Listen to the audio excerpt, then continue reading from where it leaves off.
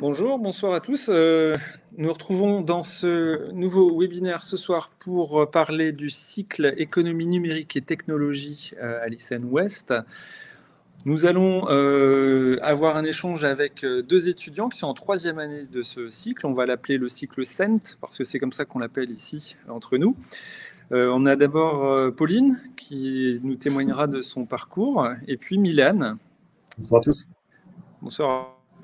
Dans un premier temps, faire ce qu'on va pour se remettre un petit peu les idées sur le CENT, qu'est-ce que c'est, qu'est-ce qu'on fait dedans. On va visionner une petite vidéo qui dure environ 2 minutes, qui va nous permettre d'avoir un aperçu global de ce cycle économie numérique et technologie. Et voilà, après ces 2 minutes, on parlera un petit peu plus du parcours de nos deux étudiants. On va essayer donc de partager la vidéo de Julie Lefebvre, qui était responsable du cycle CENT.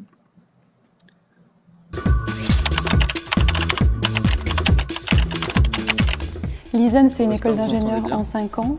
Pour y rentrer, il y a plusieurs possibilités, dont le CENT, le cycle économie, numérique et technologie. C'est un parcours en 3 ans avec une classe prépa intégrée.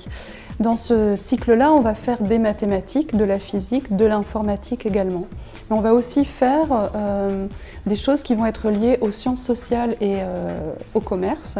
C'est la particularité de ce cycle-là. On va y faire par exemple de l'économie, du marketing. On va travailler sur son leadership. On va faire de la sociologie.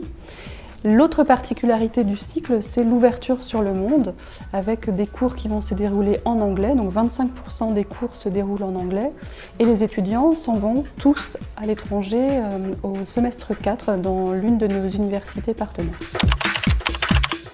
En troisième année, les étudiants vont retrouver les étudiants des autres parcours de l'ISEN dans le cadre d'un tronc commun de cours important, et c'est ce qui leur permet par la suite d'accéder à n'importe quel domaine professionnel de l'ISEN. Par exemple, les systèmes embarqués, la robotique, la majeure énergie.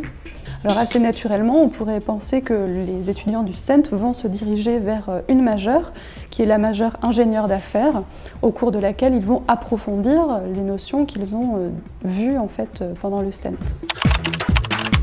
Sur le format de cours que les étudiants vont suivre, dans les cours qui sont liés au commerce et aux sciences sociales, les étudiants vont être impliqués, c'est-à-dire qu'on va travailler en mode projet, on va leur demander de mettre en application la théorie, ils vont travailler en équipe, ce qui leur permet aussi d'ailleurs de travailler cette compétence-là, qui est une compétence importante pour les ingénieurs.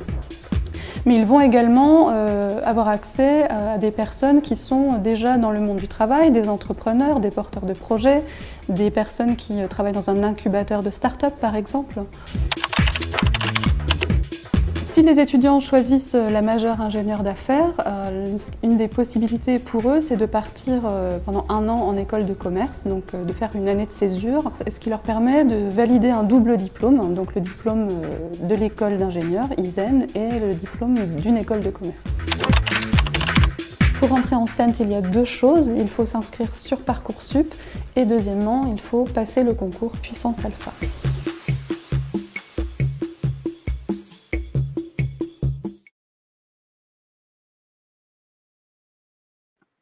Alors voilà, ça nous a permis de remettre un petit peu au clair de quoi on va parler ce soir. Alors, honneur aux dames, Pauline, tu peux nous dire un petit peu plus comment tu es arrivée en CENT. Tu étais en terminale scientifique à l'époque, on appelait ça terminale S. Et pourquoi tu as fait ce choix? Oui. Alors, personnellement, j'aimais du coup beaucoup les sciences, mais je ne me voyais vraiment pas continuer dans une prépa classique où on avait vraiment que des mathématiques, que de la physique, que des sciences de l'ingénieur.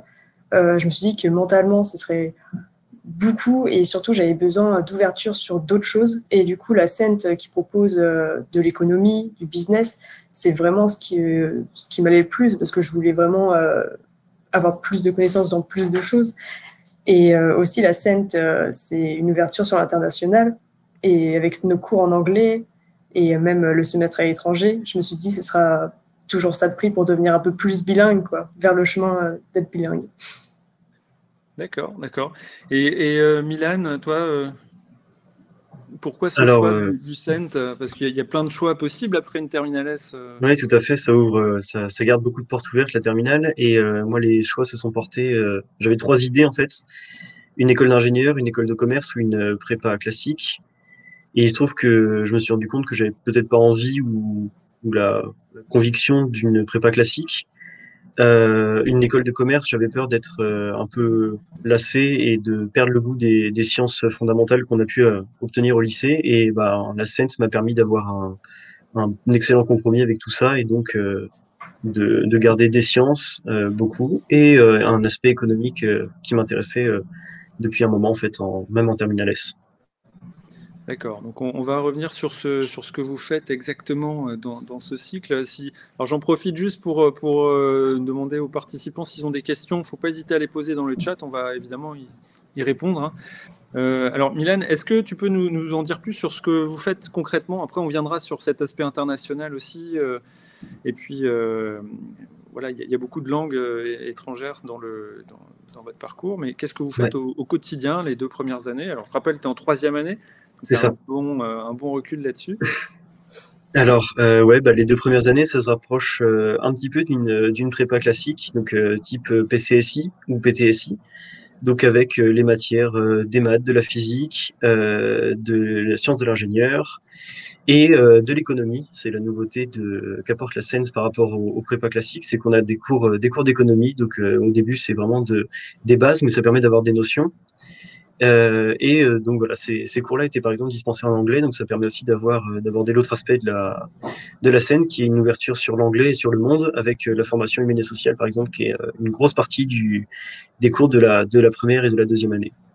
D'accord, donc des cours en anglais dès la première année. Ouais. Pauline, ça t'a posé des problèmes? Aucun. En fait, mon niveau en anglais n'était pas forcément... Bon, j'avais pas un grand niveau en anglais, mais j'aimais ça. Et même, j'écoutais déjà des séries en anglais. Enfin, tant qu'on aime l'anglais, ça vient assez naturellement après. Et puis, on ne nous laisse pas non plus complètement dépourvus dans la classe. Si on comprend plus rien, on lève la main, on fait « Bon, bah, j'ai pas trop compris cette partie-là, est-ce que vous pouvez répéter ?» Le prof va reformuler. Enfin, on n'est pas non plus complètement perdu. Ouais, d'accord, parce que ça peut être un des freins parfois sur quand on est lycéen, on s'imagine que effectivement ça peut être assez compliqué. Déjà, dans quelle matière vous étiez en anglais? Je me rappelle qu'on était en économie, principalement en anglais. On a eu quelques cours de maths aussi en anglais. Après, bon, ça s'est arrêté assez rapidement, mais c'était surtout l'économie. Toute l'économie, toute la formation humaine et sociale aussi était en anglais. D'accord. Donc vous aviez, alors, une des particularités du cycle économie numérique et technologie, donc c'est cette prépondérance de l'anglais. Et il y a également l'obligation pour vous, je crois, d'avoir une LV2. Oui, tout à fait. Alors tu avais choisi quoi comme LV2, Pauline? Moi, j'ai choisi LV2 japonais. Personnellement, j'avais déjà commencé le japonais avant, mais on peut commencer en débutant la LV2. Donc, on peut ne pas avoir commencé le japonais avant et faire le japonais maintenant. Enfin, il n'y a vraiment pas de critères. Si on a fait espagnol avant, on peut faire allemand maintenant. Enfin, c'est pas grave. Ok. Donc, japonais pour Pauline et Milan? Alors moi, c'était un peu bizarre. Sur la première année, j'ai aussi fait japonais comme Pauline. Et après, en fait, j'ai pris une autre 2e langue en arrivant en 2e année. J'ai pris italien, parce que ça corroborait avec mon choix de destination pour le semestre 4, dont je suppose, on va parler un peu plus tard dans cette conférence. Voilà. Donc, voilà. Justement, je vais lancer la transition. Milan, tu es allé, sans jeu de mots, à Milan. Exactement. Ou avec jeu de mots, si on veut. Ça marche aussi. Alors, c'est une particularité de ce cycle aussi, parce que dès la 2e année, donc au 4e semestre, donc la 2e partie de la 2e année, vous êtes... on vous met dehors, vous êtes poussé dans des contrées étrangères, notamment donc en Italie pour toi. Est-ce que tu peux nous raconter un petit peu ce choix et puis pourquoi tu es allé? Alors, dans un contexte particulier, tu vas nous Bien sûr, oui. Bah alors au départ, le choix s'était porté sur l'Italie, un peu comme une blague au début en effet, parce que j'ai vu que c'était l'université de Milan et que par rapport à mon prénom, c'est quand même c'était assez cocasse. Et puis en fait, en me renseignant au fur et à mesure, moi je connaissais déjà un petit peu l'Italie. Et je me suis rappelé que c'est un pays en fait que j'aime beaucoup, c'est une culture que j'adore. Je voulais pas partir trop loin en fait de la France parce que on n'a pas envie de partir en Malaisie ou en Corée comme il est possible de faire. Et que voilà, Milan me semblait une destination vraiment vraiment très sympa. Donc après, j'ai soumis mon dossier à l'université qui l'a accepté. Puis après, voilà, j'ai pu préparer mon départ pendant la fin des vacances de Noël, parce que je suis parti le 13 février 2020 vers Milan. J'y suis resté jusqu'au 1er juin. Voilà, dans mon appartement, étant donné les conditions sanitaires, mais vraiment une expérience formidable. T'es parti, vous avez réussi à partir quand même, mais Ouais. donc du coup, la France était confinée un mois plus tard. Mais surtout, même l'Italie a été confinée très rapidement, parce que donc je suis arrivé le 13 février et le 1er mars, donc même pas 3 semaines après, 2 semaines et demie après, l'Italie confinait ses habitants, et parce que les premiers cas de Covid ont été détectés le jour de mon arrivée en fait en Italie. Et ça a été exponentiel, donc très rapidement après, en fait, tout a été bloqué. J'ai pas eu cours du tout en présentiel dans mon université, mais ça a été très bien organisé, donc j'ai pu avoir tous les cours que je voulais. Ouais, d'accord. Donc voilà, un malheureux voyage, mais finalement qui a permis quand même d'y aller. Bien sûr, ouais. Est-ce que, Pauline, tu peux nous dire ton expérience à toi au 4e semestre donc Bien sûr. Du coup, moi, j'ai choisi de partir à Dublin, du coup, en Irlande. C'est un choix que j'ai fait, enfin, j'avais fait ce choix même avant de venir à l'ISEN. Je savais que je voulais partir en Irlande. Et du coup, bon, ça s'est réalisé.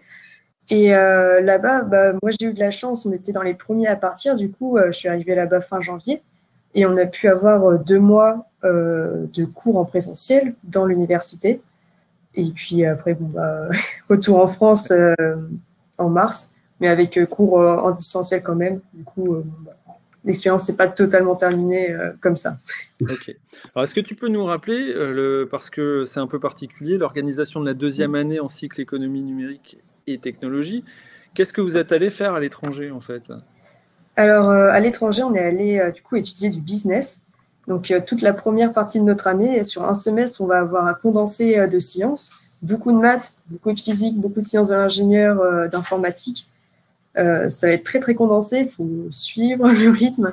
Et après, c'est un semestre entier où on va faire du business, donc tout ce qui se rapporte à la scène. Après, ça dépend un peu des universités. Moi, j'avais du marketing, j'avais des ressources humaines, aussi comment gérer une entreprise. Mais après, ça dépendra celle de l'université qu'on choisit, quoi. Ouais, d'accord. Et du coup, alors le fait d'avoir eu déjà quelques cours en anglais, ça a peut-être aidé également ton appréhension du truc. Totalement. C'est avoir notre première année où on avait beaucoup d'anglais, ça nous a fluidifié totalement notre oral. Et même en fait le fait qu'en scène, on a beaucoup d'oraux, on a beaucoup de présentations. Donc même si au début, moi je suis quelqu'un de très timide à la base, et avec la scène, en fait, on est obligé de se mettre à parler. Donc vraiment, après, il n'y a plus aucun problème, quoi. C'est vraiment un exercice à faire régulièrement, et c'est ce que permet de faire cette classe. Donc aucun problème pour la suite. Très bien. Et toi, Mylène, du coup, tu avais des cours en anglais ou en italien là-bas? Non, tous mes cours étaient en anglais, sauf mon cours d'italien qui était en italien. J'avais un cours de langue, même à l'étranger, histoire de revenir avec vraiment l'italien un peu plus solide qu'en partant. Et je rejoins complètement ce qu'a dit Pauline. C'est l'anglais dès la première année, ça aide énormément parce que ça donne vraiment on pense quasiment en anglais en partant, et ça aide énormément même pour communiquer dans la vie de tous les jours, ça aide beaucoup. Et du coup, pour suivre les cours, c'est un vrai atout. Ouais, d'accord.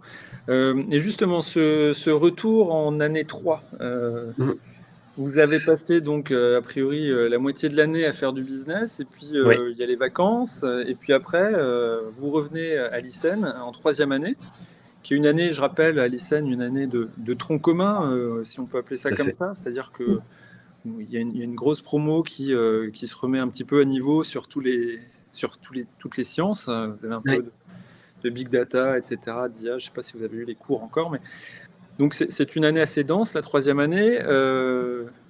Vous revenez de l'international, vous revenez du business, vous remettez dans les sciences. Qu'est-ce que ça fait? Là, c'est vrai que la transition est un peu étrange parce que du coup, au premier semestre de deuxième année, on fait plein de sciences d'un coup. Ensuite, on n'en fait plus du tout pendant un semestre. Et là, on revient et on en refait encore beaucoup, même si on a de l'économie maintenant quasiment en tronc commun. Et en fait, il y a un petit stratagème qui a été mis en place qui est très très efficace, c'est que les 2 premières semaines de la rentrée sont faites pour une remise à niveau, une remise en route du cerveau dans l'objectif de voilà, se remettre dans le bain maths physique et de pas arriver complètement perdu dans le tronc commun. Et c'est 2 semaines qui ont été absolument fondamentales pour moi en tout cas, parce que ça m'a permis de me remettre en tête beaucoup de notions. J'avais pas forcément envie de m'y remettre pendant les vacances, mais voilà, ça a permis de faire revenir ça dès la rentrée, donc c'est top. D'accord. Alors, je voudrais également dire 2 mots peut-être avec Pauline sur l'ambiance dans la classe en Cent. Comment ça se passe? C'est des grandes promos, C'est, alors nous, en fait, on a la chance en Cent, on est vraiment une toute petite promo. On a commencé, on était 24. Maintenant, il y a un peu moins de personnes. Du coup, vraiment, on est un peu moins de 20. Comparé aux autres classes où on peut aller jusqu'à 40 personnes, on voit la différence en fait. Même de parler avec les autres classes, on voit que eux ils se connaissent pas vraiment, ils savent pas qui est leur voisin. Nous on se connaît tous, on arrive dans la classe, on se dit tous bonjour, il y a une bonne ambiance. Enfin, on apprend on apprend très vite à se connaître quoi. Et même comme on a beaucoup de travaux de groupe, on va parler un peu avec tout le monde aussi. Donc ça se fait très très facilement en fait. D'accord. Je voulais également vous poser la question de ce que vous souhaitiez faire éventuellement plus tard. Alors, si vous le savez. Alors pour l'instant je sais pas trop.